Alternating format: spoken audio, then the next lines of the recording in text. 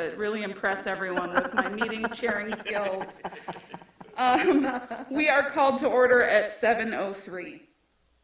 Before we jump into the agenda, I invite you all to participate in just a moment of centering and reflection in the same spirit that Mayor Piana's been leading with her mindfulness moment. We all walked into this room with our own worries, our own hopes, our own individual ideas. And tonight, I'd like to challenge us all to really focus on community. We're all here because we live, work, or have some other strong stake in the collective success of the Ferndale community. Consider how we can support each other, especially those who are vulnerable and underserved. So let's all take just one big deep breath and begin our meeting. For those who choose to participate, you may now stand, and Councilman Pollico will lead you in the Pledge of Allegiance. I pledge allegiance to the flag of the United States of America and to the republic for which it stands, one nation, under God, indivisible, with liberty and justice for all. And Denicia from the City Manager's Office is pinch hitting as our City Clerk today. So Denicia, would you please take roll call? Councilmember Leaks May. Here. Councilmember Mikulski. Here. Councilmember Pollica. Here. And Mayor. Here. Through the chair, legal counsel advised that we should probably make a motion to excuse Mayor Piana. So I still make the motion to excuse Mayor Piana from tonight's meeting. Support. Moved by Pollica, seconded by Mikulski. Roll call, please. Mikulski. Yes. Pollica. Yes. Pro Tem James. Yes. Leaks May. Yes. Now, is there a motion to approve the agenda? Mayor Pro Tem James, I move that we accept the agenda as presented. Support. Moved by Leaks May, seconded by Pollica. Any questions or debate on the motion? Hearing none. Denicia, please call the vote. Leaks May. Yes. Mikulski. Yes. Pollica. Yes. James. Yes, motion carries. Next on the agenda is presentations. There are no presentations on the agenda. Next is the call to audience. We'll spend up to 30 minutes hearing comments from anyone in the audience who'd like to speak. Each person has up to 3 minutes on any topic on or off the agenda. But there is a public hearing tonight immediately following this section. So if you're here to speak on the resolution to proceed with the 2022 Sidewalk Replacement Program, I do urge you to pause briefly till we open that public hearing. The call to audience is your time to speak. Council doesn't typically engage in discussion or debate during that time, but we can delegate the City Manager's Office to connect you to the appropriate city staff for follow-up. If more than 30 minutes are needed, we'll pause public comment and resume call to audience after the regular agenda items and before call to council. Remember that some audience members may be attending their very first public meeting. They might not be comfortable with public speaking. Please don't interrupt or create a disruption or a distraction while others are speaking. We urge you to focus on issues or policies. Your public servants can understand your concerns much more clearly when they're not peppered with personal attacks. We follow Robert's Rules of Order, so please address your comments through me as the chair of the meeting, not to city staff or other speakers or residents. That feels a little bit awkward at first, but I assure you that we are used to it. Will the first speaker approach the podium and begin by stating your name and address? Anyone coming for call to audience? Give another pause just in case you think of something really great that you want to say that's not related to the public hearing that we're about to have. Okay, I guess some folks are here for the public hearing, so we will close the call to audience. All right, next up on the agenda is a public hearing.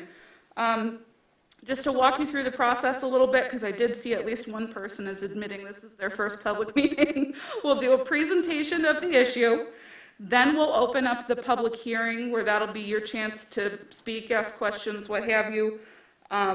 Then there will be a motion from the body, and we'll debate and discuss and vote on the motion. So we'll start with the presentation. I'll call up DPW Director Dan Antosik to the podium to present the item.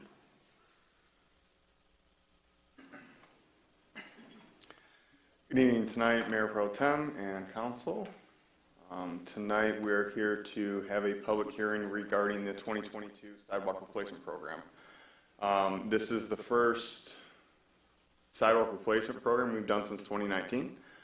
We had to kind of rearrange the schedule a little bit. So up here behind you, and for you all up front, in front of you, this is a copy of our sidewalk replacement map. What we like to do is visit the 10 sections of the city every 10 years, so we can identify sidewalks in need of replacement. The sidewalks that are in need of replacement are those that are out of ADA compliance. They could have a crack, multiple cracks in them. They could be upheaved, causing a trip hazard. Those sidewalk flags that have poor drainage issues, such as 25% of them or more of that sidewalk flag holds water following the rain. Sidewalk flags that are adjacent to driveways, where there is a large gap between the driveway and the sidewalk flag itself. Sidewalk flags that have deteriorated joints that cause a trip hazard. Sidewalks that have pitting inside of them or scaling. And we assess those as we walk those sidewalks. So this year, city staff did the sidewalk assessment. As part of the sidewalk replacement program process, first thing that happens is staff goes out, assesses the sidewalks, mark those that fall within the criteria for replacement. After that, our engineering firm puts together cost estimate, bid package. That bid package goes out. That is later on tonight on the regular agenda. Following the cost estimate that comes back based on the bid, notices are sent out to all the impacted property owners that we assessed for sidewalk replacements. They are given a cost estimate based on our inspection side of things. So, for example, a cost estimate this year that came back from our bid was $175 for a typical sidewalk flag, and that is a 5 foot by 5 foot, 4-inch thick concrete sidewalk flag at $175 for removal and replacement. And then the second most typical is $200 for a 5 by 5 foot, 6-inch concrete sidewalk flag, and those are the flags that are adjacent to the sidewalk. Those are thicker because of the vehicle traffic that's going to travel over top of those. As part of the special assessment process of it all, it does include the public hearing portion of things.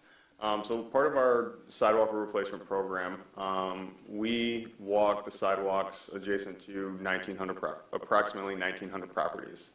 Of those properties, we identified deteriorating or sidewalks in need of replacement at 634 of those properties, roughly 32% of those.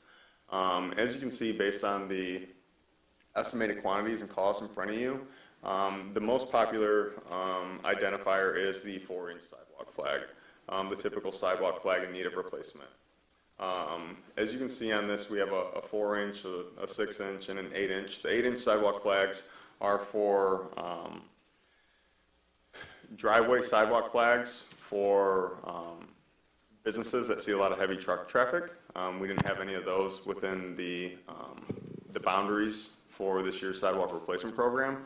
And then tree roots, those are in there for the need to, cut back any tree roots that may have been causing that sidewalk to need replacement. And then horizontal saw cuts. Those are used so we can do our best to not have to replace a full sidewalk flag, and we will shave down the edge of a sidewalk flag that's adjacent to another one.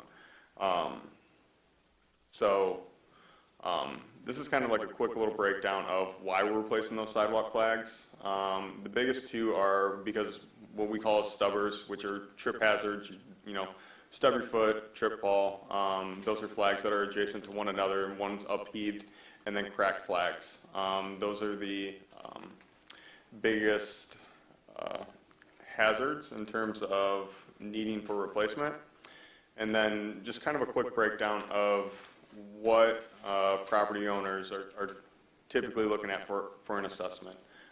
So you can see here, a majority of property owners are assessed under that $500 mark for that replacement. You know, there's a few properties that are above that $2,000 mark, above the $1,000 mark. That's, you know, they're larger stretches of sidewalk that are in need of multiple flags being replaced. In addition to just the normal sidewalk replacement program, another component of that is the hardship side of things. So following a public hearing and then actual bid award to the contractor, and you know, if we're able to proceed with the replacement program, what residents receive is a cost estimate right now.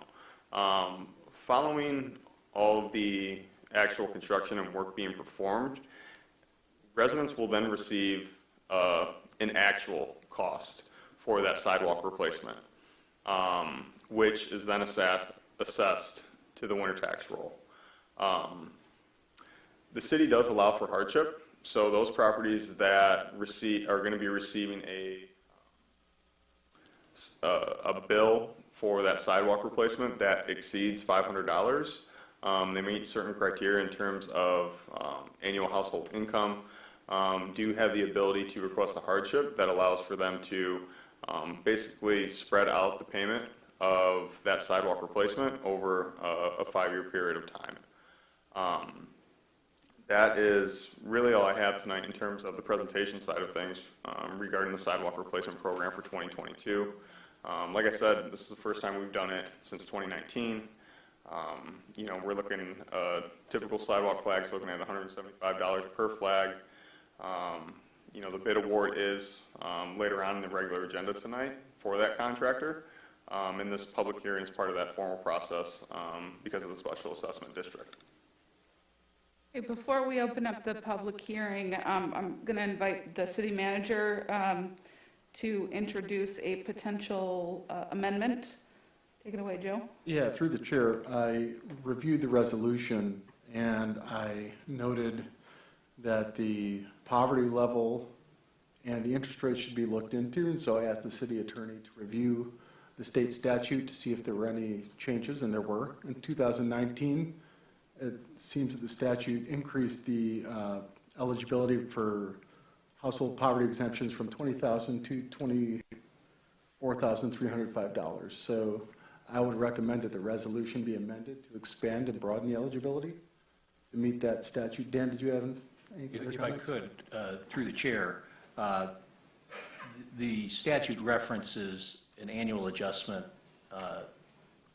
tied to the consumer price index.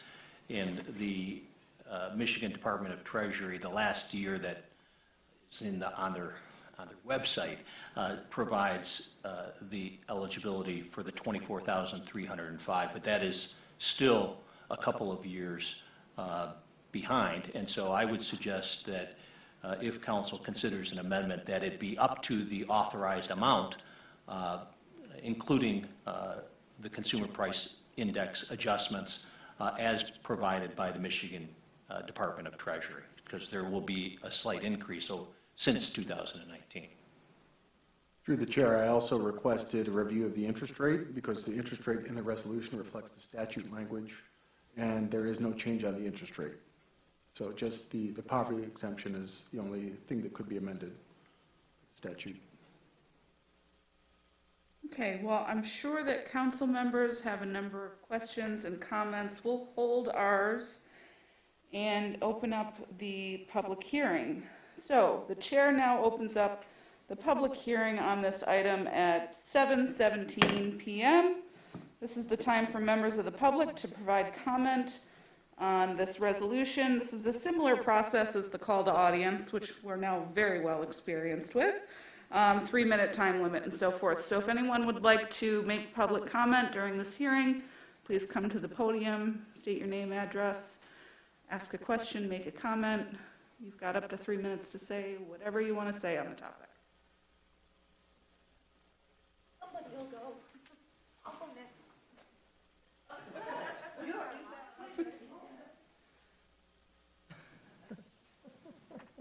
Hello, my name is Douglas Cowan. I live at 280 East Webster Street. And I want to say I find it absolutely appalling that I would get an 800, excuse me, I apologize, that I would receive a proposed $800 charge, an assessment for sidewalk. Now, I'm retired. My income is going down. We have rampant inflation with no end in sight. And this is just ridiculous. It's unconscionable that this has happened. And I've talked to my neighbors. A lot of us are stressed. You know, our money is nothing. I've lost 20% in my money. My stock is garbage. And I'm just living day to day. I'm on Social Security. I got a Social Security raise, which did not meet the cost of inflation. And then it was nibbled down by a Medicare increase. And according to the letter, I may or may not be able to get some kind of relief. And, you know, it's so unsettling. And that's really all I have to say. Oh, one more thing. I do have something else to say. When I was listening to the presentation, I heard something about these trip hazards and the fact that the cement could be leveled down. This was not mentioned in my letter, and I have 2 flags that could easily be taken care of that way. I also have a flag that has been replaced 3 times, and the 3rd time it was replaced, I complained because it was put in exactly the same position as before. It's going to have to be replaced again. So this flag will have been replaced 4 times, and it will have been replaced and put in exactly the same position, waiting for another assessment for me to pay. So I would like a better inspection of the finished product. Thank you.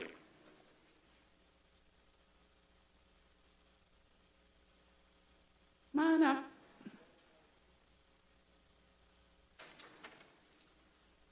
Okay. Hi, my name is Tina Louise. I live at 630 Meadowdale. And I have a couple questions. I've written them out. So forgive me if I have to read them. I'm one of those people that's like, oh, I get nervous up here talking. Okay.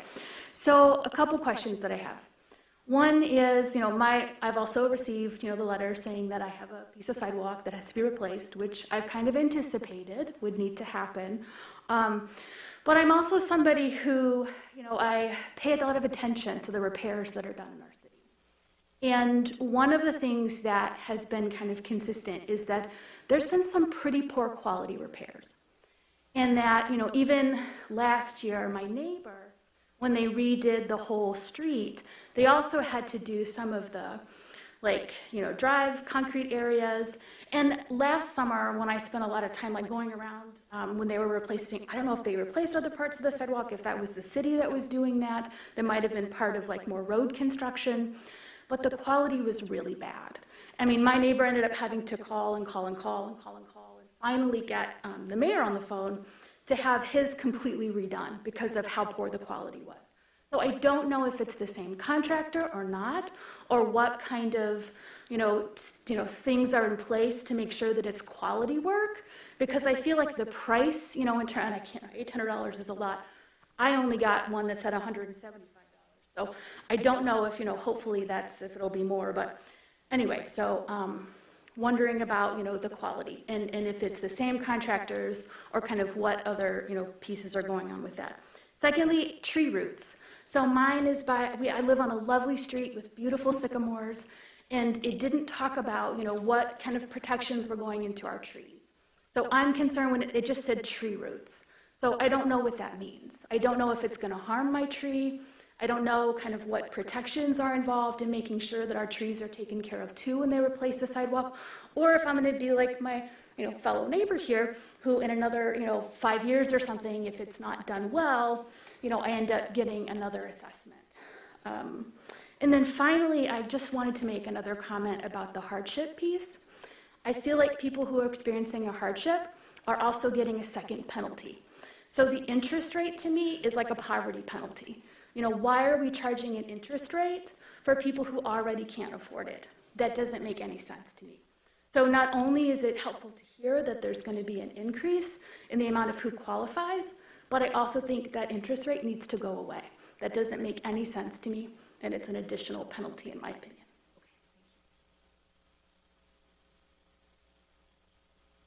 Come on up. Take your time. I had to make notes as well. Absolutely. Miss Mayor Pro Tem, my name is Kelly Elliott. I am a newer resident to Ferndale. I've only been here a couple of years now. I was very excited about moving here. I've admired and loved this city for a long time, and it was my plan to make it my home. So I did purchase a beautiful home at 771 East Chesterfield Street. And I am on the corner of Chesterfield and Fair, and if you know where the CN Rail Depot is, well, that's where I live. I do have a couple concerns about the assessment. And the first thing I'd like to echo is a couple of very specific areas on Chesterfield Street that the reason for the damage to the sidewalk is the city trees. And the couple that I have, and I did take pictures, the couple that I have, it's very clear by looking at these trees and the age and whatnot, if the root cause is not addressed, then those particular areas of sidewalk are just going to need to be replaced again and again and again. There is another specific spot, which this is over by Fair Street, that the city just last year replaced a spot. And wouldn't you know, that exact same spot of sidewalk has a flag on it again this year. I don't understand that exactly. I don't understand how you can, in your letter, you stated that if there was care to trees, that's an additional $100 assessment. And I assume that that's probably the minimum. So I'd really like some answers about, well, how are we going to address the issue with the trees and the tree roots and the impact that that has on the sidewalk, and what the burden is to the neighbors as opposed to the burden of the city. And I understand that, of course, we all know that economically things are not only tough on homeowners, but of course the revenue that needs to be created that does help and assist to take care of our cities. And as you can see, I have a cane, and I'm lucky to have it, because just a few months ago, I had a major stroke and had to use a walker for a time. So I very much do care that our city streets and our sidewalks are well maintained and safe, not just for me, but for dog walkers as well. Now, of course, according to your letter, I likely am one of the few residents that would qualify for the deferment of the special assessment. But likely I'm one of the few. And I did bring my disability paperwork with me today and my Social Security. And while it pains me a little bit to say it out loud because I don't think it's really anybody's business, I earn less than $10,000 a year. That's what I try to live on. And to have something like this pop up. And I didn't have much warning. Had my dad not come to my home just last week to help me manage my affairs, I would not have known of this hearing. I am a bit confused as to who it was that made the decision to have a hearing like this on the very evening that one of the largest family activities in our area is taking place. So instead of going and seeing fireworks and enjoying that, I'm here to talk to you. And why would we have the hearing date after the date that you guys requested letters by the 23rd. Should I not have had the right to come here and hear what my community and neighbors thought about this situation before I tried to mail in some letters? It just seems to me that this whole thing, well, it's not been managed very well. But I want to leave you with this. I do care about our sidewalks, and I do think we all need to come together and participate in order to make this a beautiful city. But you guys have got to help us out with this. That 5% interest, you have got to be kidding me. I neglected my duty in paying attention to the time. Oh, thank you. No, no, ma'am. that's okay. No, that's just But what I'm- has happened since. I'm the going to start. I'll ramble. exercise my privilege and ask you to repeat an item so that we can make sure to follow up Yes, on it ma'am. later. There was something about the date of the letter that went out to you. Can you repeat when you received the letter in relation to the date of this hearing? Well- Or was there another date that I also missed? For me, I received my letter just early last week. Now, I don't know if it got a little tripped up at the post office. We know that happens from time And was there a deadline on the 23rd that you mentioned? The letter states, the city council will meet in the city hall council chambers on Monday, June 27th at 7 p.m. Okay. If you wish to contest your replacement requirements or to discuss this year's program and have questions answered, feel free to attend. If you cannot attend the meeting but wish to contest your replacement requirements or communicate about the program, submit a letter to the city clerk by 5 p.m. on Thursday, June 23rd, Gotcha. prior to the meeting.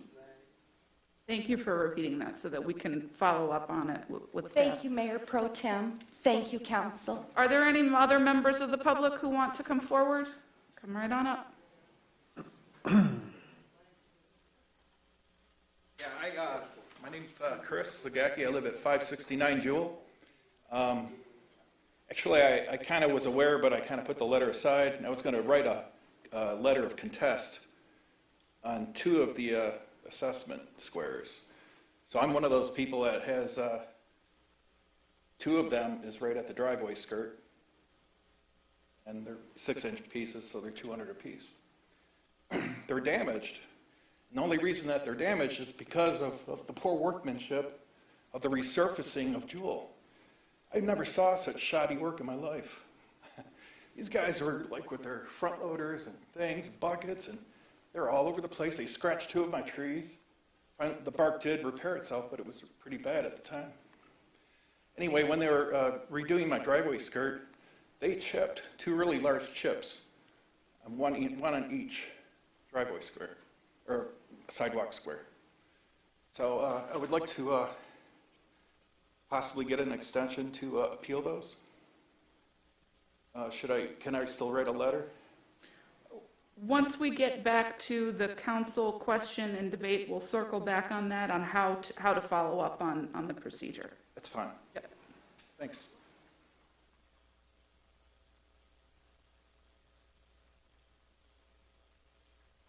I am Faith Ferndale. I live 823 Ferndale.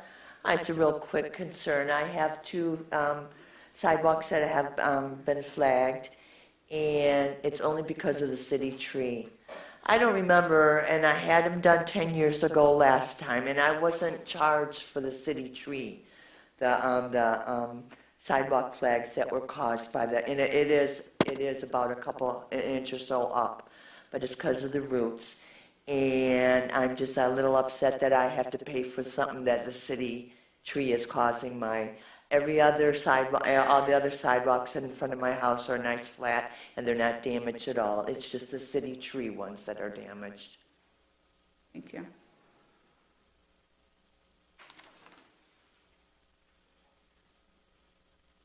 Hello, my name is Annette Cooper. I live at 502 East Chesterfield.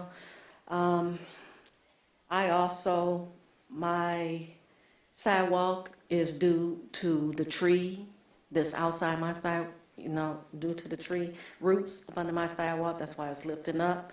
And I don't think it's fair to me that I will have to pay for something that, that's the city's tree, that it should be taken care of by the city and not by me. Thank you. Yeah.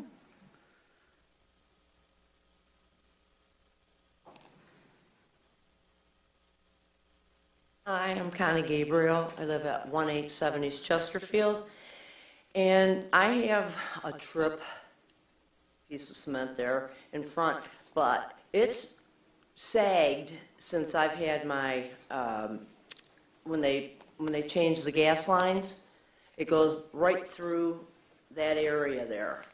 So I'm claiming default, I guess, because I don't think I should be paying for it, because it wouldn't have happened, it wouldn't have sunk in that area if the, whatever they did when they were digging that area up. That's that. Any other members of the public here to comment for the public hearing? Come on it.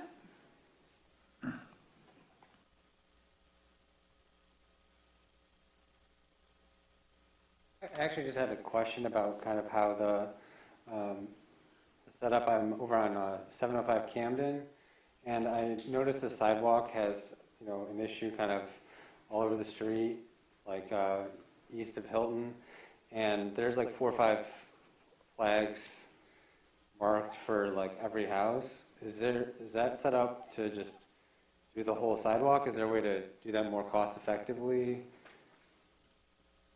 We'll add that to the list of questions that we're going to get to as soon as we open debate. Okay. Yeah, I understand that, you know, if there's like single trips or things that sort of happen, but that street, it's like, I know everybody's getting hit with $700-800 in assessments. So.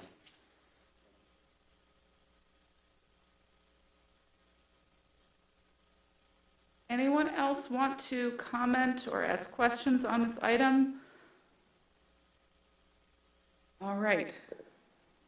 I don't want you to panic when I close the public hearing, because what we're going to do next is we'll make the motion, have some discussion, try to get a lot of these questions answered or at least directed to the right folks. So just let you know, I'm closing the public hearing at 7:35. Now, what happens next in the procedure is we have to open debate by entertaining the motion. Now, this motion has a suggested amendment proposed by the city manager. So is there a member of council who... Through the chair, Yes. I'm sorry. I think we can still ask questions before the Yeah, motion. if you want to do questions, separate it like that. Yeah, and we can can do that. probably respond to the residents' questions before we actually make a motion. Yeah, technically under Robert's Rules of Orders, we don't have to set it up separately like that, but I'm happy to do it that way if the body requests it. So before we make the motion, if we want to ask questions, I'll go through my notes of the questions that I got from members of the public, and then I invite other members of council to chime in on anything that I missed. They might not be in the exact same order that they were asked, but in general, can we just start with, there were a couple of people who talked about damage to flags that may be attributable to the city itself, to a city contractor, to a utility company, some responsible party other than the resident. Can you speak to whether or not there's a process for consideration of that objection? So first, if the city was performing work and that work directly caused damage to that flag or that sidewalk flag needing to be replaced, that cost is borne by the city. That is our responsibility to provide that restoration work. If damage is done by a city contractor to sidewalk flags, lawn restoration, and so on, that cost goes to the city contractor. If restoration work is required or poor quality workmanship by a utility, it's the utility that would be responsible for the cost of that sidewalk replacement. Now, in a perfect world, if one of our contractors was performing work and that work caused damage to sidewalk flags, were notified at that time that damage did occur, so we can directly relate that damage to the work that we're performing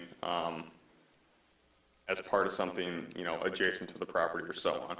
But in short, if the damage is on us, the damage is on one of the utilities, we eat the costs on those. And that is typical for any restoration work that goes on as part of a city project or a utility project.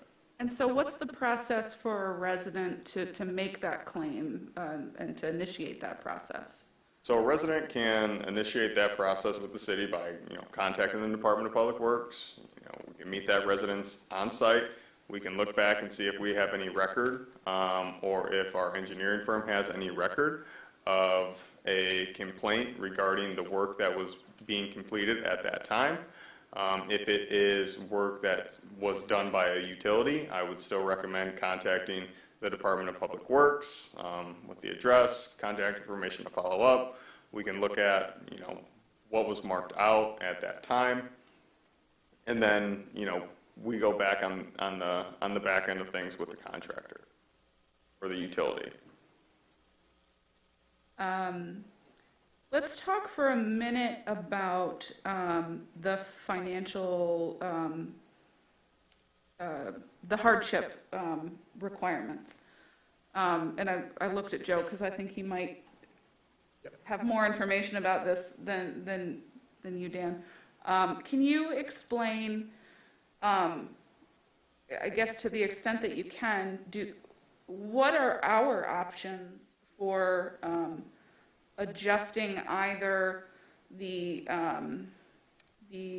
cap that would be set for poverty exemptions?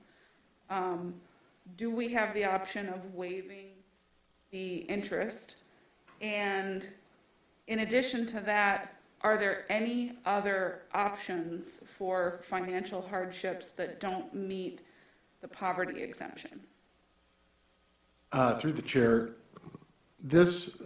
our ability to perform special assessments on homesteaded properties is a function of the state. So we have to abide by the state statute language. And the state statute language determines the poverty eligibility levels and the interest rate.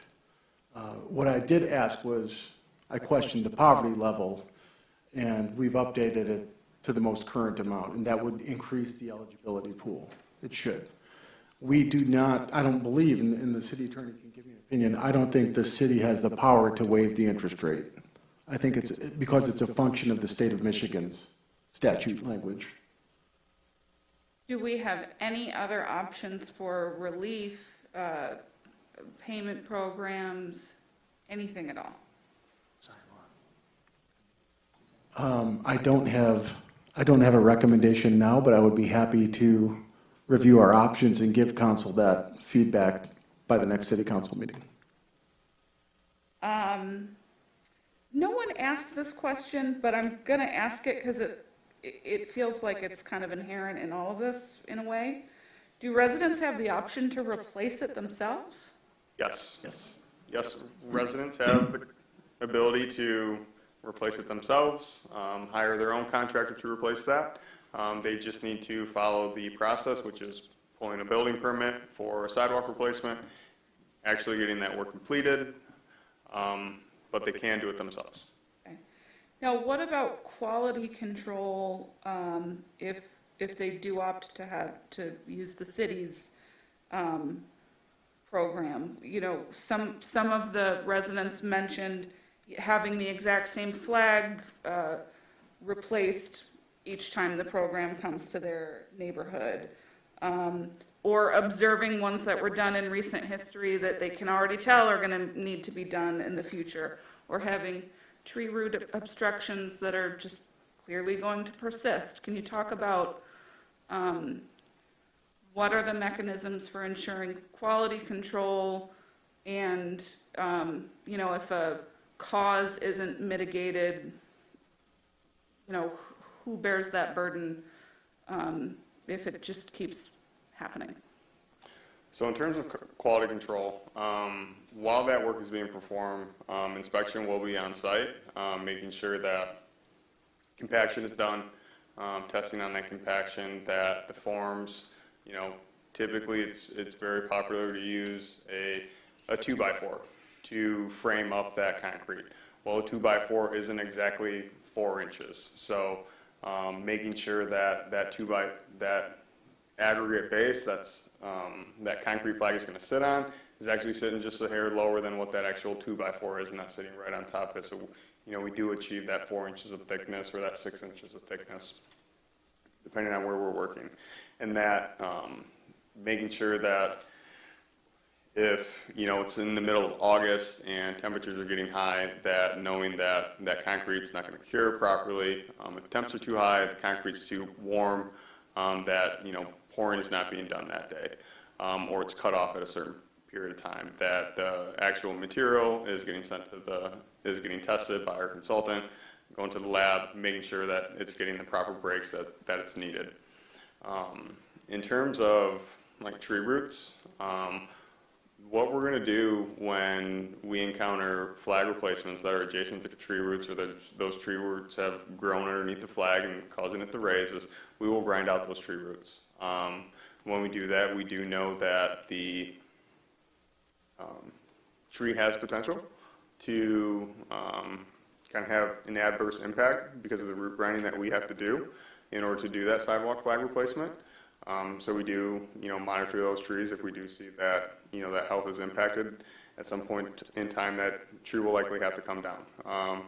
It's very difficult with the nature of work to 100% prevent that, but, you know, we have to do our best to get the sidewalk replacement done, mitigate any harmful impacts to those trees, and you know, there is that chance with the way that trees grow and the roots continue to grow that, you know, outside of fully removing that tree, grinding out that stump and never planting a tree again, that, you know, I can't sit here and 100% say that that flag will never become a hazard later on down the road. Let's see.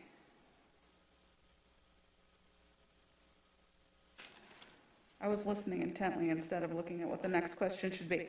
Can you talk about sort of deadlines? If someone receives a letter on a certain date and they're required to object or submit something within writing that's mere days away, how does one get an extension? How does one appeal that, or somehow make it work if they happen to be out of town that week? So in terms of the public hearing process, we have to make sure that we are like posting in the paper that there's a public hearing coming up. We get our notices out as soon as we possibly can in terms of the process. Yes, are there impacts with the Postal Service from time to time? That is something that does occur. I did hear the comment regarding the date of the 23rd regarding submitting something in writing if you were not able to attend. That was for those individuals, if they couldn't attend, that they, you know, can put their comment out there for the record in terms of this public hearing process itself. For anyone that received a notice from the day that they received that notice with that potential cost estimate, you can always call the Department of Public Works. We can have a conversation regarding what that assessment looks like. We do have the ability to go out and put a second set of eyes on things, right?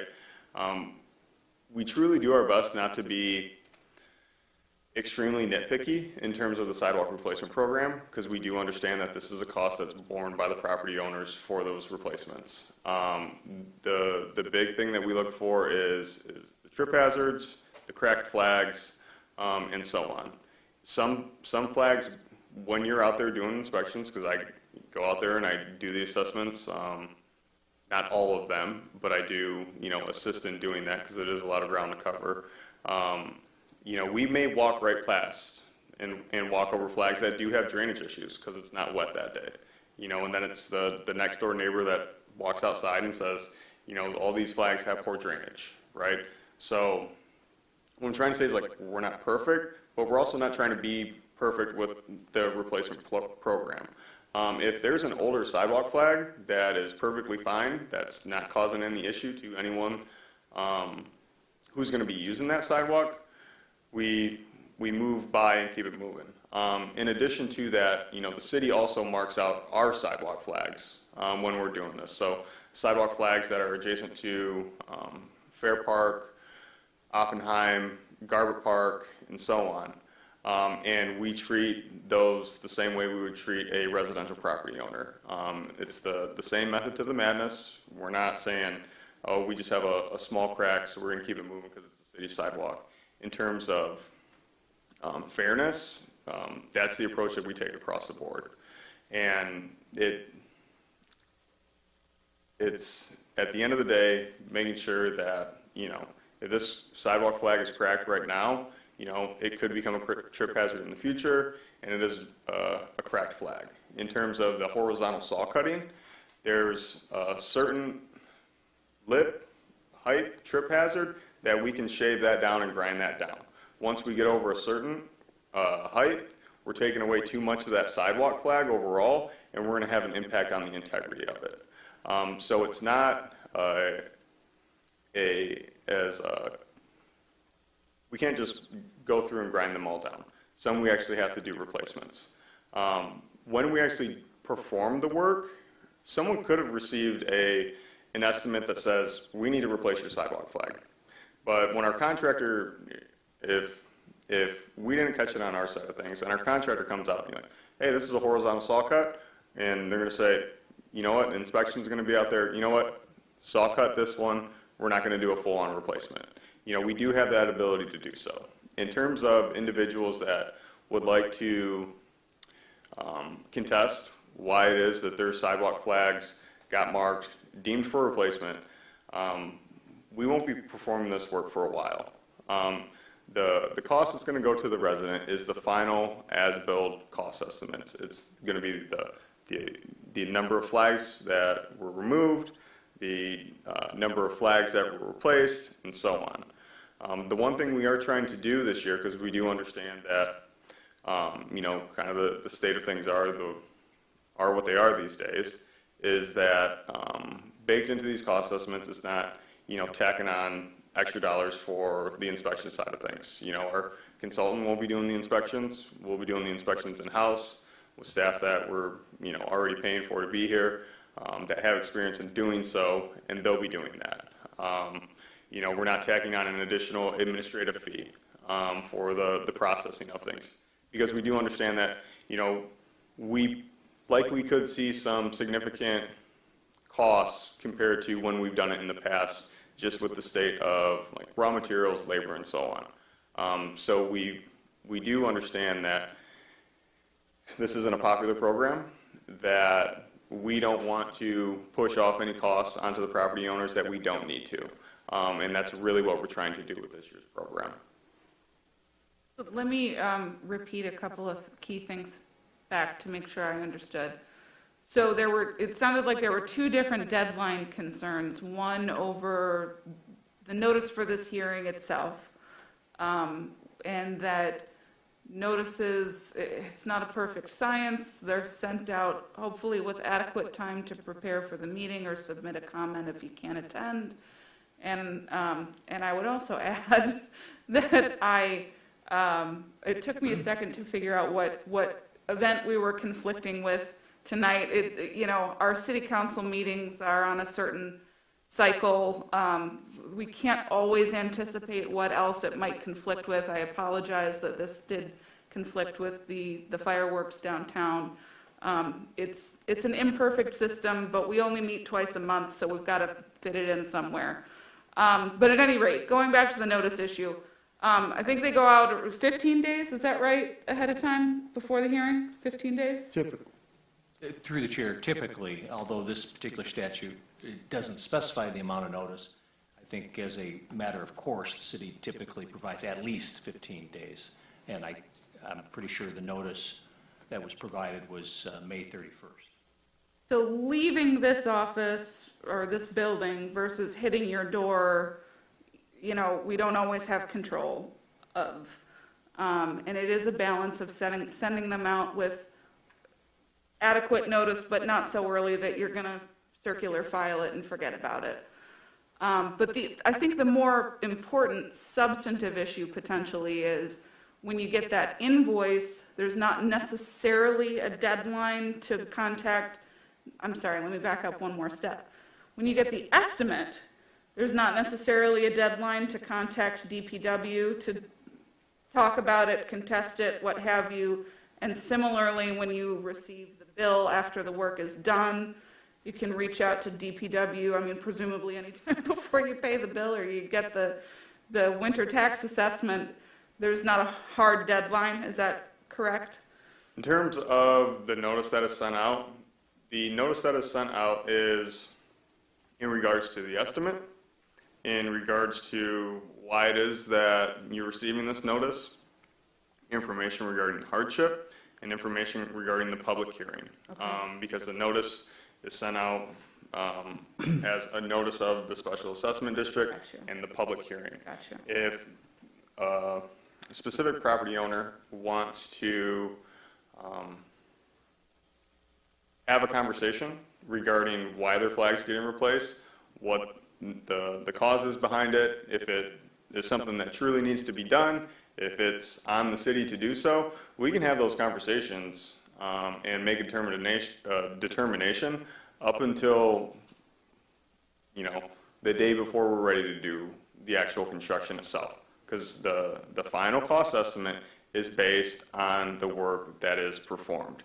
Now, there's no guarantees that you're going to like what it is in that final determination that we make in terms of the replacement, because it could still go forward, or it could be like, oh, okay, we looked back, we have a record of this damage by, let's just say hypothetically, some work that the city performed. You know what, this one's on us, you know, we should be replacing this and bearing the cost for that, okay?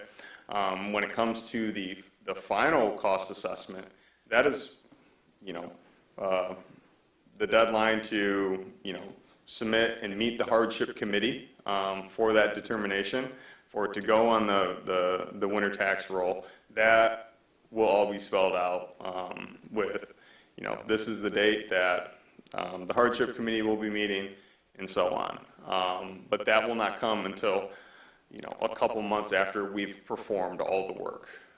Typically in the past, we've performed the work in August. You would be receiving your actual final invoice bill. This is what's going to go on your winter tax roll October, end of October, beginning of November, as a, you know, time frame. And then I think the last kind of category that I remember hearing is where, I'm just going to make up some numbers. Say you've got 8 flags in front of your property, and 6 of them end up getting marked for replacement. Isn't it just cheaper to do all 8 all at the same time rather than do 6 now and come back and do 2 in 10 years? Depends if you want to pay for it. In short. If a resident wanted to do that, Absolutely. would they reach out and ask for that? If a resident came up and if we were going to tell a resident, we only need you to replace 1 sidewalk flag, and they said, I want to replace all my sidewalk flags. Okay, we can do that. Because at the end of the day, it's their cost. In terms of, let's just replace that 8 instead of that 6 in 10 years, will it cost more? In 10 years, it will cost more. There's no doubt about that. But in 10 years, there's a possibility that we don't have to replace those sidewalk flags. So we don't want to require anyone to replace anything that isn't required to be replaced. If someone elects to go above and beyond, absolutely. This is a price that's already determined. There's going to be inspection on that side of things. You know, let's move forward with that replacement. If a resident decides that, they want to redo the concrete walk going up to their driveway, and the contractor agrees to maintain our unit pricing and perform that work between them and the resident, we allow that as well. It's just not something that we roll into our program as part of these special assessments. We're not necessarily done, but I think I've covered most of the general topics. Do other members want to go for it? I do, through the chair. So I understand where the residents are coming from. When I moved into I bought my home in 2002 in November, and in May of 2003, I got a letter that all of my flags, including the driveway flags, were being replaced. So I understand exactly where you're coming from. I do have some questions. Earlier, we talked about the utilities. Consumers Energy has been doing a lot of work in the city over the last several years, and they've been tearing up sidewalks, patching them with asphalt, and then coming along later and fixing them. It's Consumers Energy that is replacing those flags, correct? They're not working through the city. So would the city know which flags are being replaced? Consumers Energy has to pull permits, right-of-way permits for the work that they do. Okay.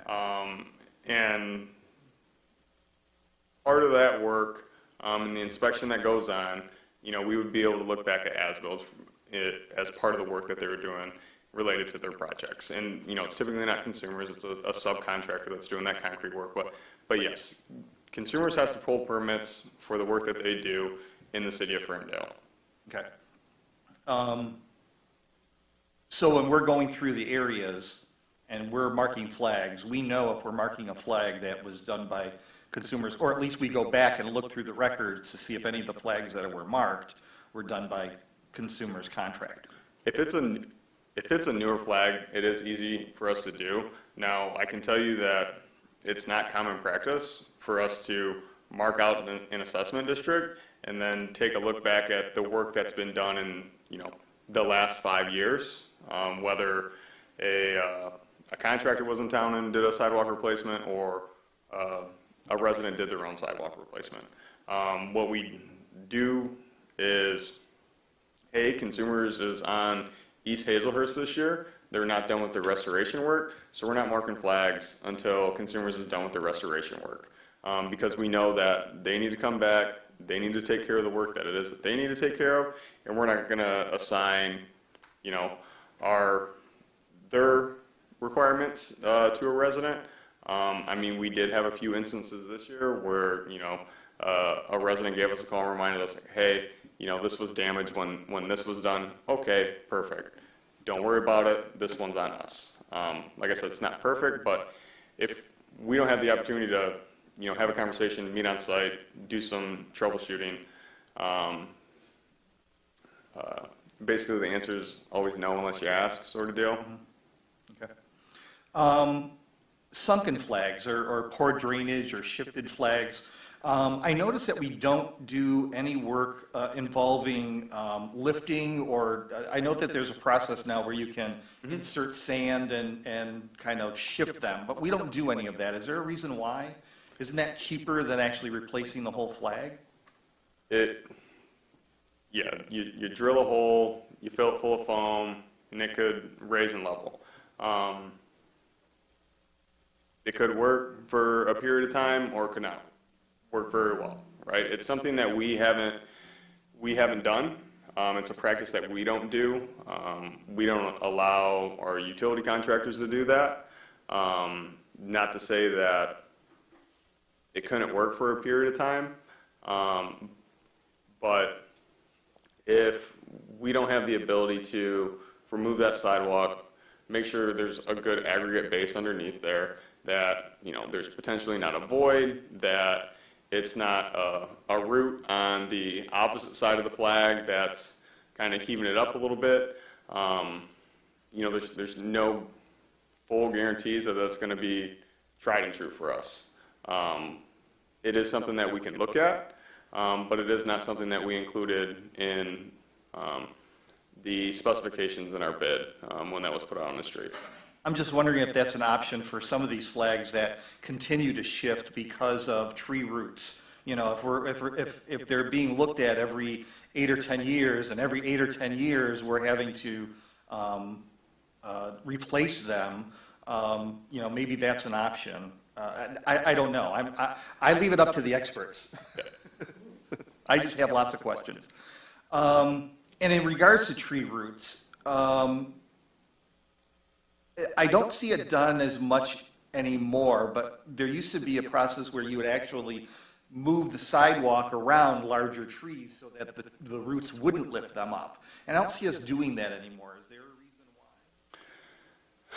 why? Other than more concrete? We try and refrain from doing that. Typically, that's for your extremely large trees. If we don't think we could, like, for example, if the trunk of the tree is directly adjacent to the sidewalk, and we're not going to be able to put that sidewalk back in unless that tree is fully removed, then there's an option to do that. For the most part, in terms of accessibility, a sidewalk is straight. And certain members of our community kind of depend on our sidewalks, you know, east, west, north, and south. So we try and refrain from that. Thank you.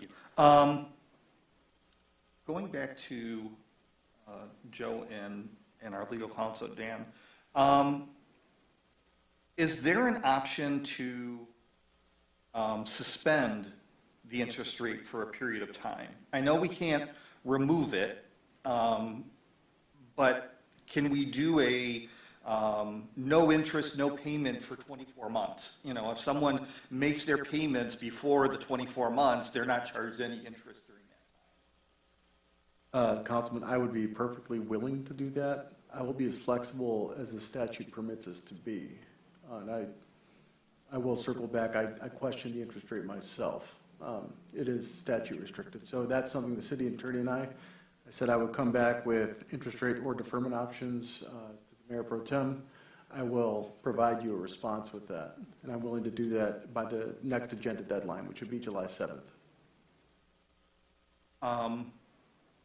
And just to share with the rest of council, you may not remember, but I believe it was 2010, when we were just coming out of the financial recession, we actually suspended the program that year because it would have been so costly and impactful to so many residents. And so I just want to suggest that that is an option. I'm not proposing that. I'm just saying that it is an option if we want to have that for a discussion. And that's all my questions that I have. Thank you. Mayor Pro Tem.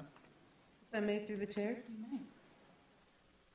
I heard something earlier tonight about if it's the fault of maybe a contractor or maybe the city, that we would look into that and that we would take ownership of that. My question is that when this work is done, not everyone has the time, or maybe it might slip your mind to say, okay, there was some work done out here.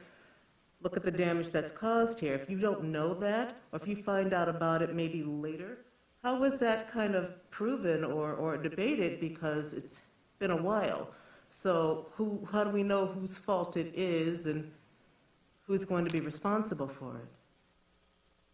And, you know, that's where it is, digging into what it is that we have on record. Was a complaint filed when construction was going on? Was one filed shortly after? If the tough thing is this, is if we're having a conversation about something that happened 5, 6, 7, 8 years ago, if we're having a conversation about work that was done last year, or potentially the year before, then it's a little bit easier. At the end of the day, there is a judgment call that needs to be made. Typically, it falls on my responsibility to make that judgment call, and then move forward. And I just wanted to just make it clear that what the residents are receiving are estimates, like you said. They are not the final costs, and there could be some changes once the work is done. When is it, I don't recall, when does the Sidewalk Hardship Committee meet? And would that payment be expected before that meet or after? It would be after that. And the Sidewalk Hardship Committee would meet prior to, bear with me for a sec, prior to, I think, Counsel agreeing to add it onto the winter tax roll. If I may interject through the chair, it typically happens in October, I believe. Yeah, somewhere in that fall. I used to sit on that committee. I sat on it too, but we never met, so maybe it was a time when it wasn't needed. So residents will, particularly the residents that receive these notices, will receive ample notice to the Sidewalk Hardship Committee is meeting. Please state if you want to. Correct. As soon as we're done performing the work, team gets together, starts putting together those final costs for the work that was performed, getting with the city clerk's office, taking a look out, okay, this is when ideally we would like to get these notices out, kind of working back from, when finance is going to need everything put together for the winter taxes, and then getting that notice out as soon as possible with that final cost and the date for when the hardship committee would meet, and go from there. I just have one more question through the chair, and then I'm finished with my questioning. If I'm to understand, this occurs every 10 years, but I thought I heard, is there ever an instance where there's a flag maybe the year after, like I think I heard someone say, a year after something was repaired? So not completely the 10 years, but it can kind of happen anytime. Is that my understanding? I guess it depends. I mean, let's say there's a chance that we come through, do sidewalk replacement program, and something occurs where, let's say, lead service line is leaking, we need to replace it. We take out that same sidewalk flag that was replaced last year. But then it's our responsibility to replace that flag, right? If a sidewalk flag is replaced and, it's been poured for a month and there's a crack in it, that's on our contractor to come back, remove that sidewalk, and replace that. If there is a situation that a sidewalk flag is poured a few years down the road, it becomes some sort of an issue. At that time, it's evaluating that sidewalk, making a determination, and moving forward. In terms of the special assessment district, it's every 10 years.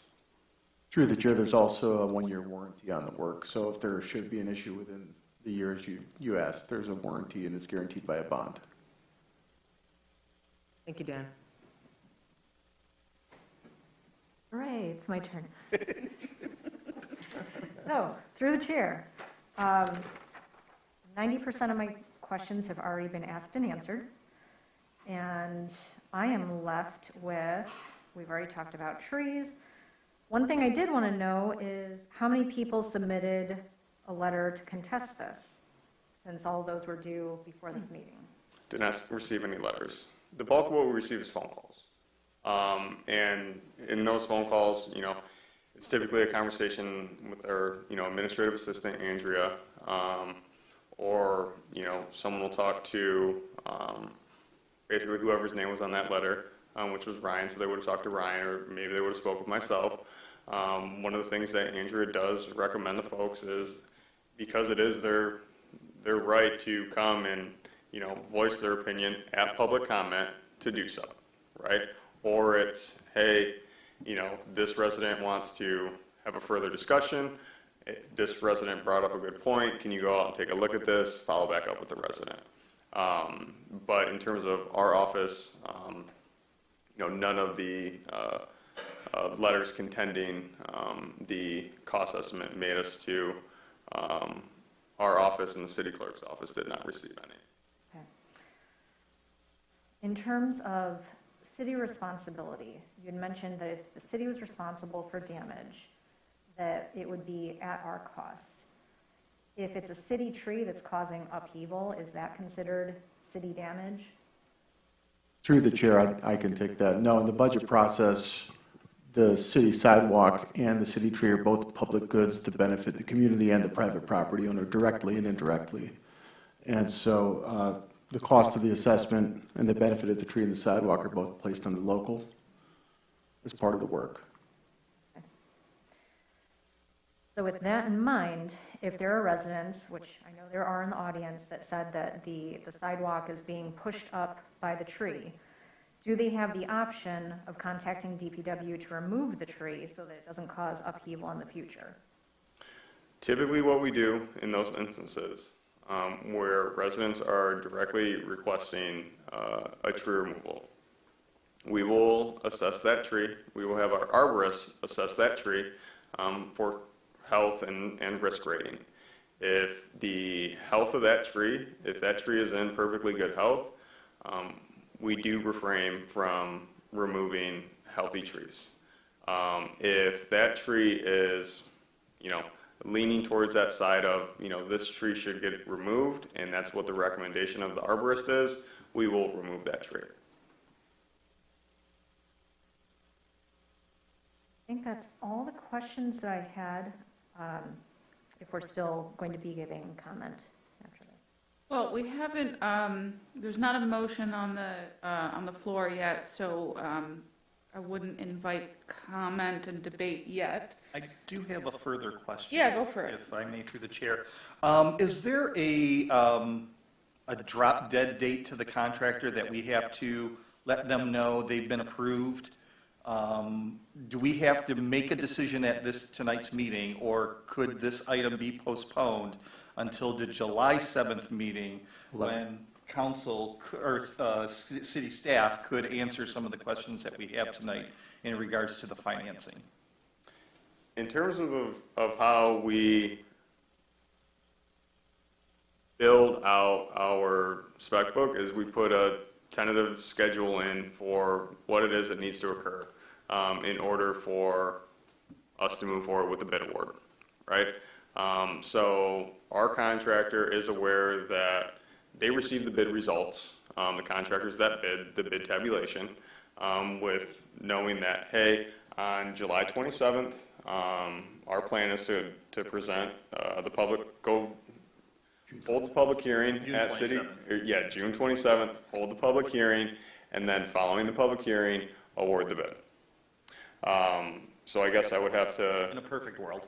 In a perfect world, that's how things are structured. So you would have to also award a bid this evening to our contractor to perform this work. But I would have to, have our city attorney weigh in on the process. I'll raise a similar question, but maybe the reverse. Are we able to award the contract but defer final language on the resolution, which I think the resolution language is what we're most Well, through the chair, there's the resolution, but on your regular agenda is consideration of acceptance of the bid and the proposed contract award.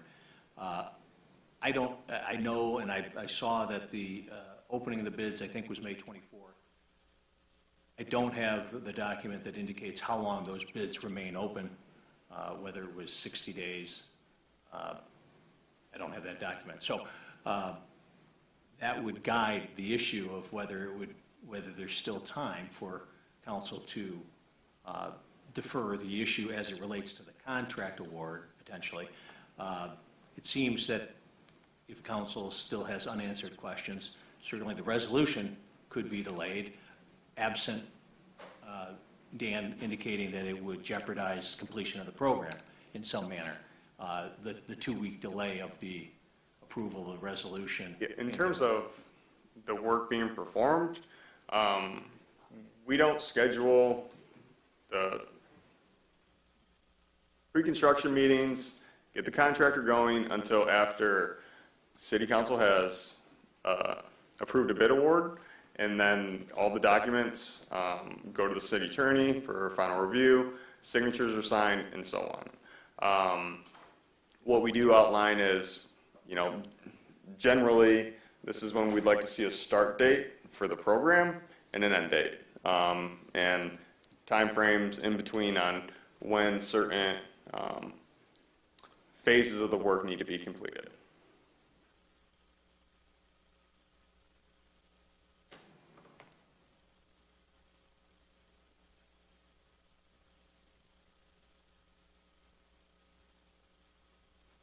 Well, it's up to me to make a brilliant suggestion, huh?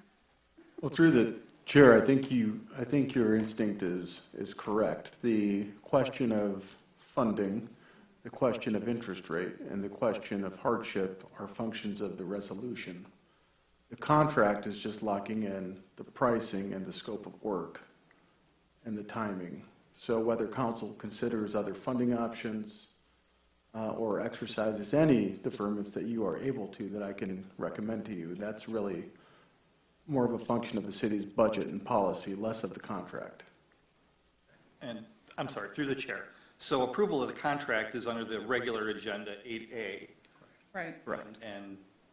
And that could be approved tonight, even if we, Well, I guess through the chair, I would suggest that you not approve the contract tonight if you're not going to proceed forward, or if there's questions with respect to the program occurring or possibly being modified.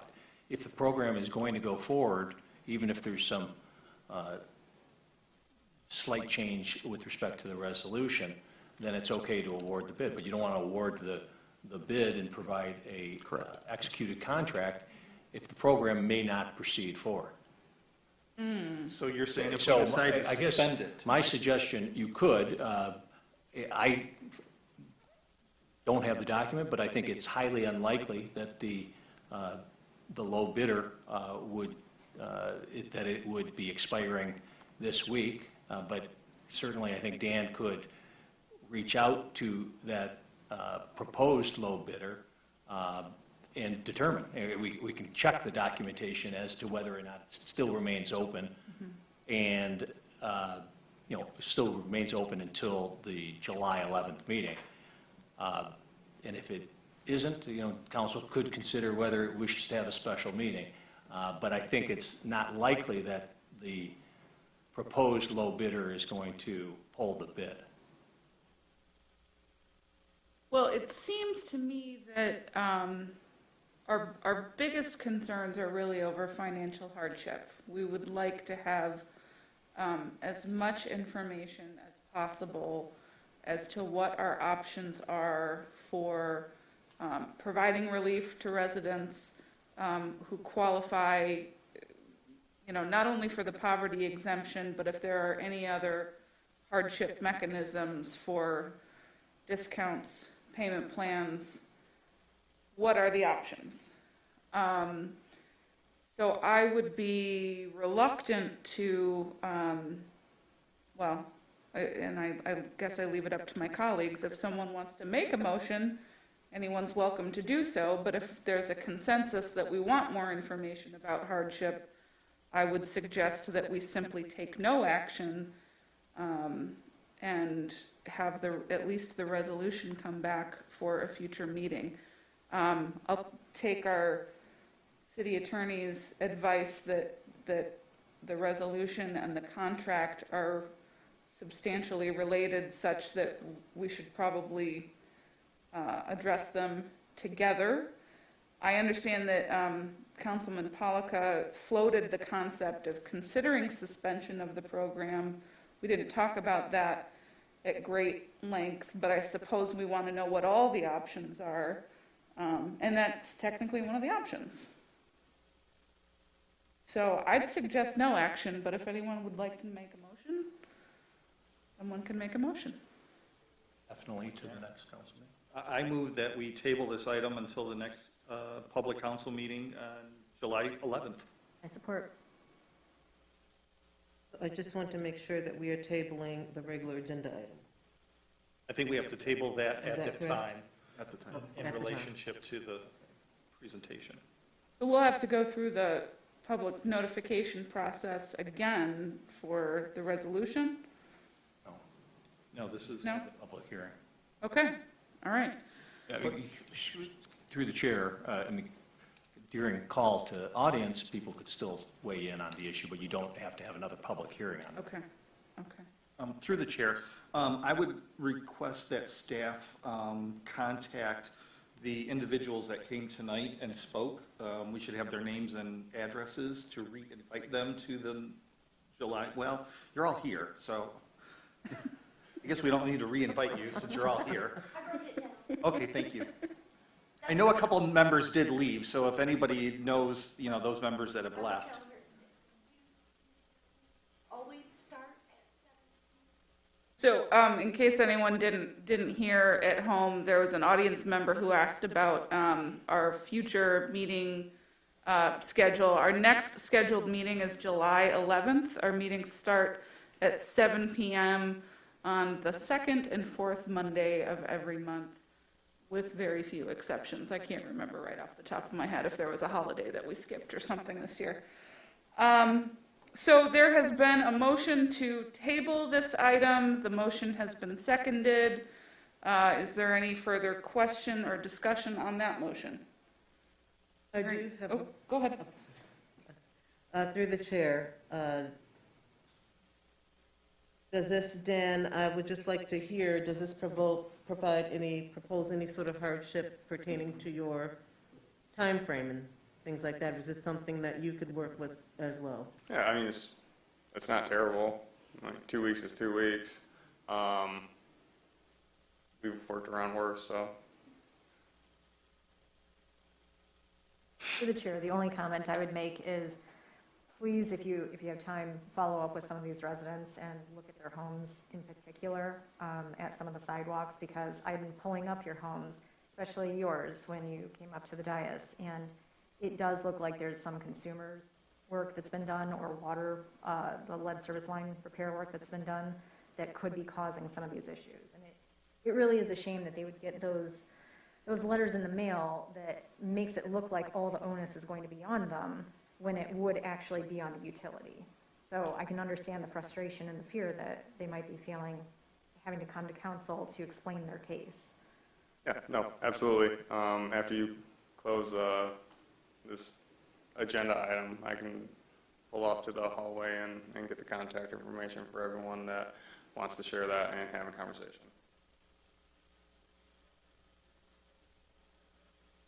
Well, technically, the public hearing is closed. I would urge you to share that information with Dan, the DPW director, and then if you'd like to come back at our next meeting or email us. But no, and feel free to share with folks out in the hall or just outside the door. I appreciate your desire to share information, but we do have procedures that were past the public hearing. So, any other questions or comments on the motion to table the item? All right, call the vote, please, Ms. Tunisia. Yes. Mikulski? Yes. Polika? Yes. James? Yes. All right, next up is the consent agenda. These are routine items that may be voted on together without individual motions or debate. So bear with me as I read all of the items, and I'm bound to stumble over numbers and dates and so forth, so please forgive me. 7A is approval of the minutes from the June 13, 2022 City Council meetings. 7B, approval of the memorandum of understanding between the City of Ferndale Police Department and Oakland County Sheriff's Office for the assignment of an officer to the Oakland County Narcotics Enforcement Teams and the distribution of high-intensity drug trafficking area grant funds. 7C, approval to purchase the Axon body-worn in-car camera digital evidence storage taser system from Axon Enterprise, Inc. through fiscal year ending 2027 for a total of $367,926.69 to be paid from account number 265.000.977 drug forfeiture in 5 annual installments of $73,585.34. 7D, approval and acceptance of 1525 Wanda Storm drain easement from SEH Ferndale. 7E, renewal of contract for assessing services with Oakland County.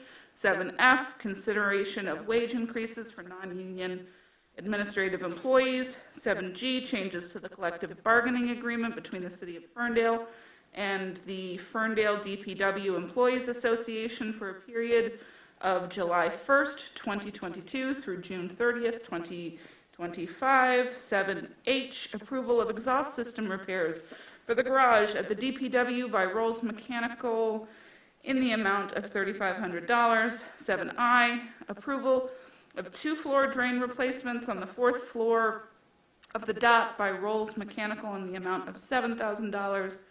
7J, approval to authorize Al's Asphalt to repair Martin Road Park Path in the estimated amount of $45,677. 7K, consideration of request to extend the conditional marijuana retailer permit at 1300 East 9 Mile Cafiero Family Ventures LLC, DBA Secret Stash. 7L, Ferndale fiscal year 2022 final budget amendment. 7M, changes to the collective bargaining agreement between the City of Ferndale and Ferndale Firefighters Local 812 for the period of July 1st, 2022 through June 30th, 2025. 7N, approval of the bills and payrolls as submitted to the City Manager's Office and subject to review by the City Council Finance Committee. 7O, confirmation of appointment to temporary Deputy Clerk Denicia Woods McSwain. Would anyone like to make a motion? Mayor, I move that, Mayor Pro Tem, I move that we accept the consent agenda items as presented. Support. Moved by Leaks May, seconded by Polika. Any, no, we don't debate this. Denicia, call the vote, please. Makowski? Yes. Polika? Yes. Leaks May? Yes. James? Yes, the motion carries. Now, we are on to the regular agenda item, consideration of the 2022 Sidewalk Repair Program SAD bid award to Luigi Ferdinandi. I practiced it twice before I got here. Ferdinandi. Ferdinandi, thank you. We will skip the presentation because, spoiler alert, it sounds like we're probably going to table this item. So is there a motion from a member of council? I move that we table this item to the July 11th council meeting. Support. Moved by Polika, seconded by Mikulski. Any discussion, questions, debate? Hearing none, we will call the question. Denicia, roll call, please. Leaks May? Yes. Makowski? Yes. Polika? Yes. James? Yes. What an epic whopper of a city council meeting. Well, we got the consent agenda through. That brings us to the call to council. We always start with staff. So Joe, would you like to call on city staff for the call to council? Yes, Mayor Pro Tem, through the chair, we will begin with our Finance Director, Phil Whitfield.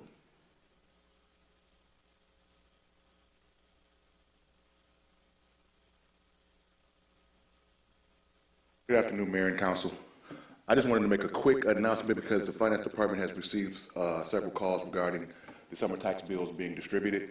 And so I just wanted to kind of give an update. We've just reviewed the proof, and it's going off to the bank tomorrow to be verified, and everything will be in the mail before Friday, which is the deadline for getting those out. So anybody who's calling about the summer tax bill, you should receive it. If it goes out no later than Friday, you should have it by next week. And if not, just give us a call. And just point of inquiry, do folks automatically receive the payment coupons now? Yes, they're included as inserts, so yes. Perfect, thank you. Next, representing the police department, we have Lieutenant Patek.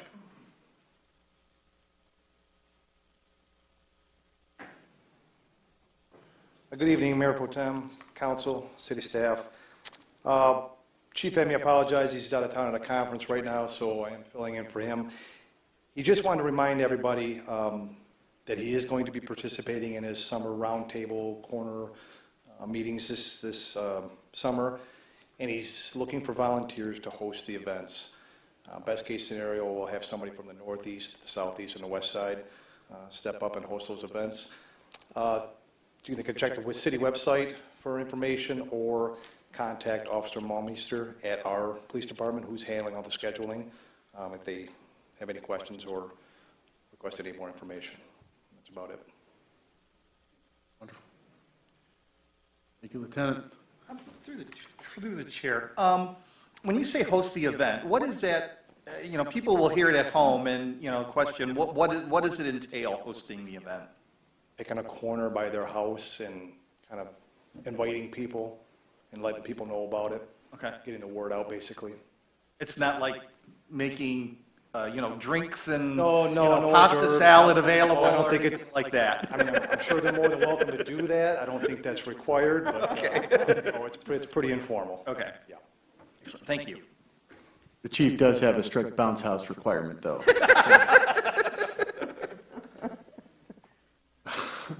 Next, we have Kyle Price representing the Community and Economic Development Department.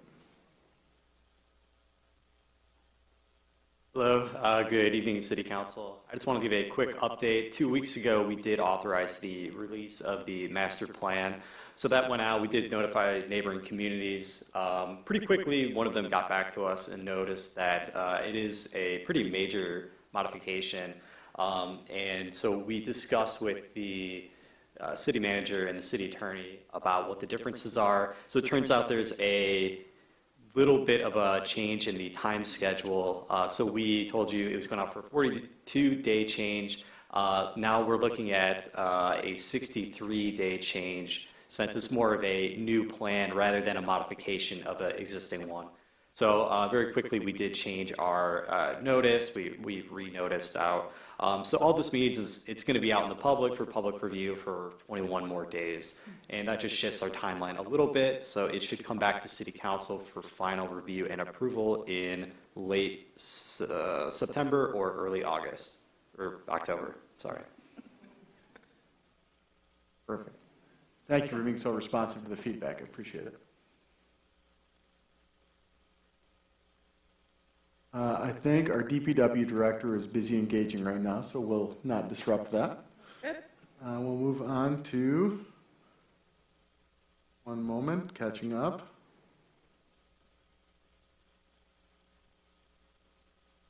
Chief Robinson, if you can give us an update on some potential fireworks questions we might get. Good evening, Mayor Pro Tem and Council and public. So just a reminder, with 4th of July coming up, everybody loves getting those fireworks and having fun, but we want everybody to stay safe and stay compliant. So the fireworks ordinance, you can now only let off fireworks from June 29th to July 4th, no earlier than 11 a.m. and no later than 11:45 p.m. So anybody can go to the Ferndale's website, City of Ferndale's website, just type in the word fireworks to the search bar, and then you'll be able to see some quick facts that were put together by our communications department about the ordinance to help everybody understand what they can and can't do. And we don't want anybody to get cited with violations and ruin your good time and make it a very expensive night. So, but the bigger thing is we don't want any injuries or fires. And there's a lot of people that get hurt. Please don't let children light off fireworks. They technically are explosives, so it's not a great idea. And we don't want to have any of those calls. So really execute a lot of safety. Don't keep them out of the hands of kids. Remember, sparklers burn very, very hot. So there are some alternatives you can do with kids that make it a lot safer. Watch for some things that are going to come out on the blast on our social media. The communications department is amazing, and they're helping me put together some stuff to kind of get out to the public for some ideas. So with that, just everybody keep safe on that. Along with 4th of July, a lot of people like to have campfires in the backyards too, so a reminder to do your open burn permit if you have not already. It's $25. You can go to the fire department page on the city's website and link right there and move right through it all online. And that is good for the rest of the year. And then we'll give you tips, again, how to be safe, because we want everybody to have a great time and not have something bad happen while you're trying to celebrate the holidays. Thank you, Chief. Kara, nice segue into the Communications Department. Good evening, everybody. Just an update that the quarterly newsletter is on its way out shortly this week. It's a 20-pager. This is the biggest one we've ever done. And Communications Specialist Riley did an excellent job. She's got a great way of tapping into a lot of the conversations that are happening in our community, the questions we're getting ourselves, as well as just the conversations and questions we're seeing on social media. So plenty of information about upcoming events and activities, recreation, new staff, but also things like planned natural landscaping for those who got into the No Mow May movement and things like that. We have information about grass and weeds. And on the front cover, you'll see a big, beautiful picture of the new splash pad, which should be opening soon. I won't want to scoop anything there. But so keep an eye out for it. It's at the printer right now. It should be mailed out in the next 2 days, and people should start receiving it next week. Thank you, Kara. Lena, do you have an update to share from the DDA? Good evening, Mayor and Council. I'm sorry, Mayor Pro Tem and Council. Got so used to saying that. We've been having a really great summer with events, and it's been nice to see a nice return to that, so I want to make sure y'all know about it. This Thursday, the 30th, Encanto will be playing in Wilson Park. The start time is 8:30. And then July 7th, we're having our next downtown movie, and we are actually going to be getting a screen that can start before it's really late and really dark, so we can start at 7:30 for our downtown movie, and that will be July 7th. That will be Idiocracy, and hot off the presses, Treat Dreams will be there, and the first 100 people get a free scoop of ice cream. So please join us for that.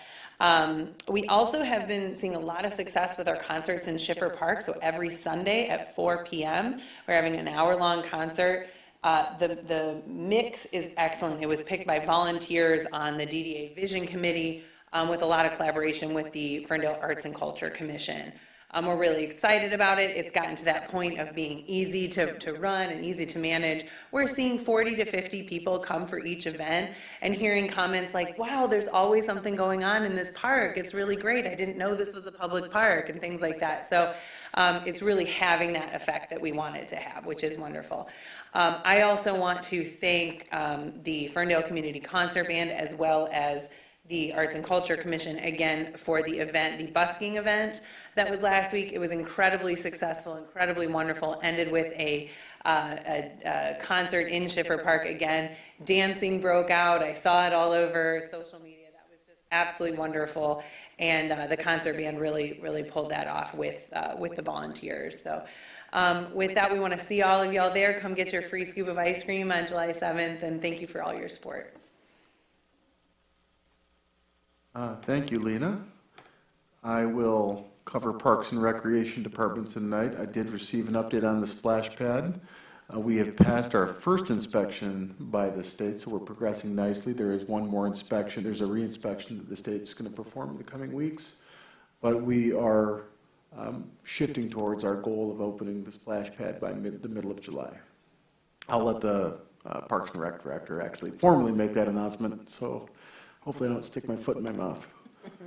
And a reminder, the City Hall and city offices are closed on Monday, July 5th in observance of the 4th of July holiday that falls on a Sunday this year. And that will also shift everybody's curbside collection schedule one day next week. So mental note for yourselves, and I'm sure we'll have a communications reminder out publicly about that. And DPW Director is back in the room if he I think you skipped over him. I did. I made that announcement on his behalf to give him a break. But if you have anything to add, Dan, please.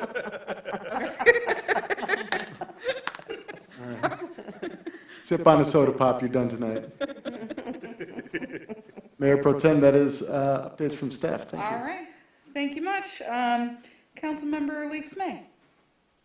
Well, I just want to thank everyone for coming out to our wonderful Juneteenth celebration. That was a wonderful event held at Green Acres Park. Thank you to Assistant to the City Manager, Woods McSwain, for helping and then in managing that event. The partnerships with Ferndale Schools, with Ferndale Area District Library and Hazel Park Schools, as well as City of Hazel Park. So it was a nice event. The music was great, the weather was great, the vendors were great, and I'm just really pleased to see what we do next year. And I just want to also wish everyone a safe 4th of July. That's all I have to say. Let's see, Councilmember Mikulski. Just one item, I wanted to remind residents that if you want to get involved in commissions, I'm on all of them, please join me. So we have a number of vacancies, the Accessibility and Inclusion Commission, Arts and Cultural Commission, Beautification Commission, and one spot on the Parks and Rec Commission. Everybody loves the Parks and Rec Commission, so please, if you're interested, now's a great time to get involved. And that's all I had. Councilmember Polika. I have nothing this week.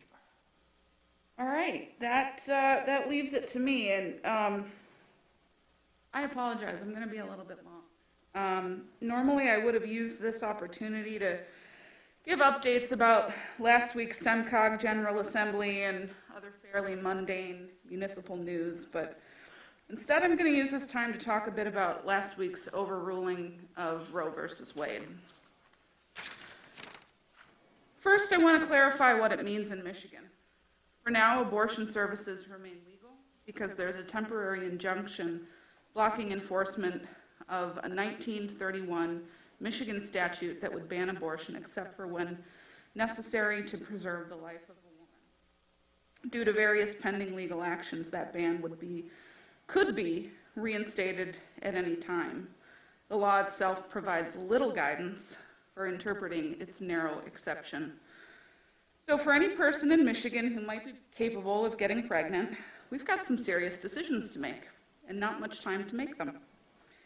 The 1931 ban has no exception for pregnancy because of rape, no exception for domestic violence victims, no exception for a person who might suffer severe psychological harm or suicide risk as a result of being forced to carry a pregnancy to term against their will.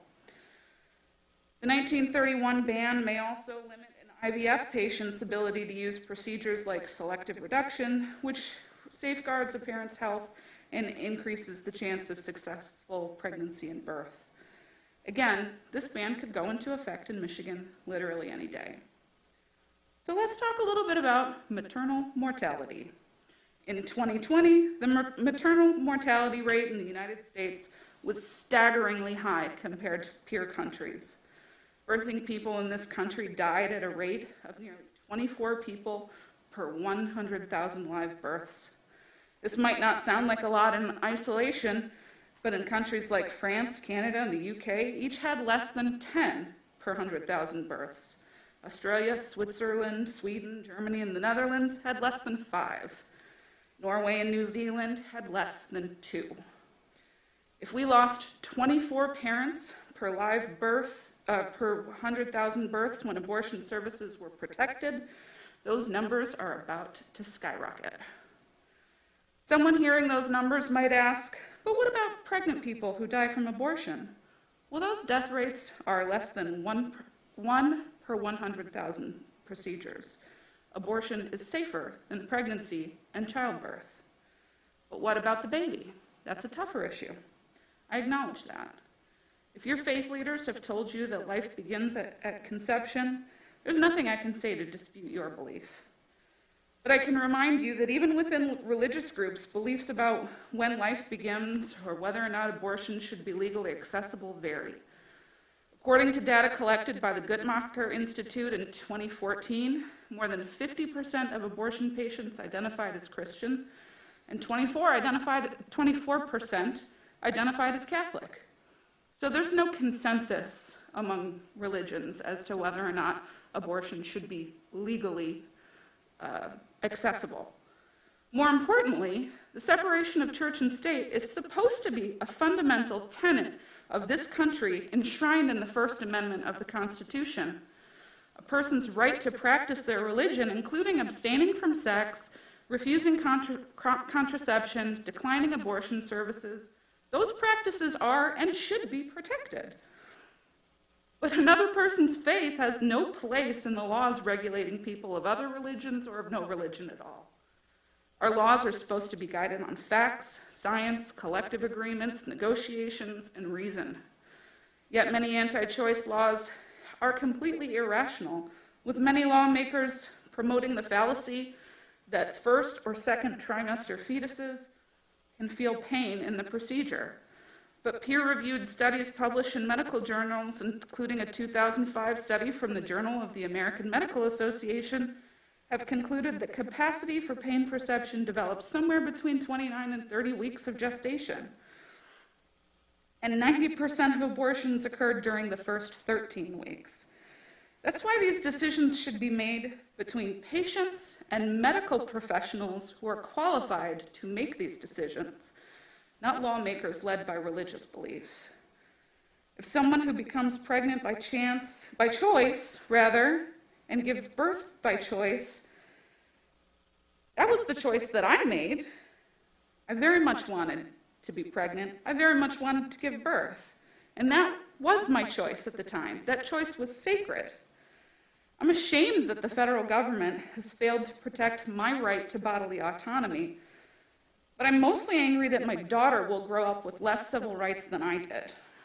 I was prepared for her to grow up in a world where she'd make 82 cents compared to each dollar of her male counterparts. I was prepared to raise her in a world where the shape and size of her body would be commented on by anyone, but especially by men. I was prepared that if she chose to be a parent, she wouldn't be guaranteed parental leave. She wouldn't even be guaranteed access to baby formula at this point. And she might end up spending 20% or more of her household income on childcare. When she was an infant, I talked to her almost immediately after birth about the concept of consent and that no one should touch her body without her consent, and that she had dominion over her body. I knew that her best chance of being an independent and fulfilled adult was to have the final say in if and when she chooses to become a parent. That fundamental right has been taken from her. I realize I'm approaching this from a very personal perspective right now, because it's personal to me. But there are greater issues that go beyond me and my family. The maternal mortality rate that I mentioned earlier more than doubles when you apply it to Black women. In 2020, it was more than 55 deaths of Black mothers per 100,000 live births. People seeking fertility treatment will be severely impacted, restricting common IVF procedures, D&Cs following miscarriage, and a host of other complications. Trans and non-binary people will suffer devastating consequences from being forced to carry pregnancies to term against their will. Trans patients in general will lose access to hormone care because reproductive health clinics will close in areas where access is restricted or banned. Every man who engages in heterosexual sex benefits from access to safe abortion in delaying parenthood and the financial, emotional, and other responsibilities that go with it. The Supreme Court's decision reversing Roe v. Wade harmed all of us, and Congress failed to protect us during the 50 years it had to take action to codify our right to choose. But we can take action in Michigan. In Michigan, we can sign a petition supporting reproductive freedom. If you haven't already, please reach out immediately to reproductivefreedom.org. When it gets on the ballot in Michigan, vote in favor of reproductive freedom. Contact every member of Congress and urge them to codify our right to choose. If they're not willing to, call every Democratic member of Congress and tell them to abolish the filibuster and pack the cord. Ask every single elected official who represents you what they're doing to protect reproductive rights. In Ferndale, I suggest that we draft a resolution advocating for reproductive freedom for all governmental entities that overlay us, advocating to the county, the state, and our representatives in Washington, demanding that they protect our choice. We should also make it clear that our city resources, including law enforcement, will not be used to aid any criminal prosecutions related to reproductive health care. I welcome any other suggestions for actions that we could take on the issue. Feel free to email me if this is an issue that concerns you and you have other suggestions. Thank you for listening. We've completed all of the agendas and items in totality, and the meeting's adjourned at 8:53.